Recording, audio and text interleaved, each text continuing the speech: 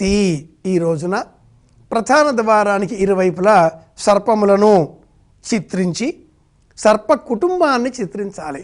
2 జంట నాగములు, ఇరువైపులా 2 పిల్ల సర్పములు, 4 పాములు ఒక్కొక్క చోటున ఇలా చిత్రిస్తే ఇది సర్ప కుటుంబము. అర్జునుడు ఉలూచిని వివాహం చేసుకోవడం, బభ్రువాహనుడి కథ, ఇవన్నీ మనకు అనాదిగా తెలుగువారికి నాగజాతితో ఉండే అనుబంధాన్ని సూచిస్తాయి.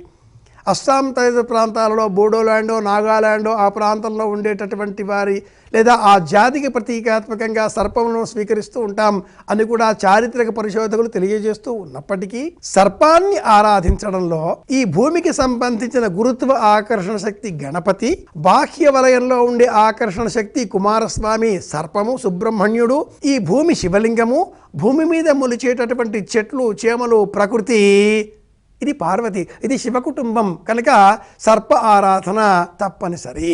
ఇలాంటి నేపథ్యంలో నాగుల చవితి నాడు పుట్టకు వెళ్ళి పాలు పోసి ఇల్లాలు ఉపవాసం చేసి 5 వరసల తోరమును కుంకుమ వినియోగించకుండా పసుపు మాత్రమే రాచి ఏ ముడులు వేయకుండా ఇంట్లో ఎంతమంది పిల్లలు ఉన్నారో అంతమంది పిల్లల కోసం భద్రత రక్షణగా ఏర్పాటు చేసుకోవాలి. శ్రావణ మాసంలో నాగుల చవితి నాటి ఈ వ్రతాన్ని ఎలా ఆచరించేవారు అంటే నాగుల చవితి నాడు ఉదయమే లేచి ఇల్లాలు అబ్బో ఇక్కడ కేజీ చీరలు కొంటే 1/2 కేజీ చీరలు ఫ్రీ అంట. మంగళ్య షాపింగ్ మాల్, కేజీల్లో సేల్, టన్నుల్లో ఆనందం.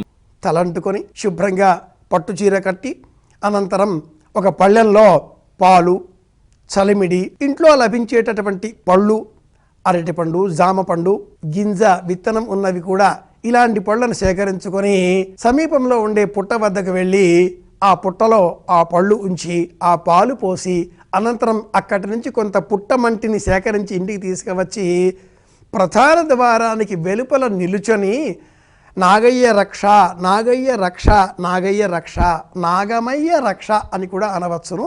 ఇలా అంటూ ద్వారానికి ఇరువైపులా కూడా సర్పముల కుటుంబాలను చిత్రించి అనంతరం లోనికి వచ్చి పూజాగ్రహంలో పుట్ట నుంచి సేకరించి తెచ్చిన ఆ మంటిని కొంత పుట్టవల ఏర్పాటు చేసుకొని పేలాలు, చలిమిడి, పళ్ళు, పాలు నివేదనగా అర్పించి ఈ పసుపు రాచిన 5 వరసల తోరమును ముడులు వెయ్యినటువంటి వాటిని ఆ పుట్ట పైన ఉంచాలి.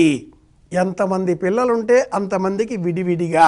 పొరపాటున కూడా ఈ పూజలో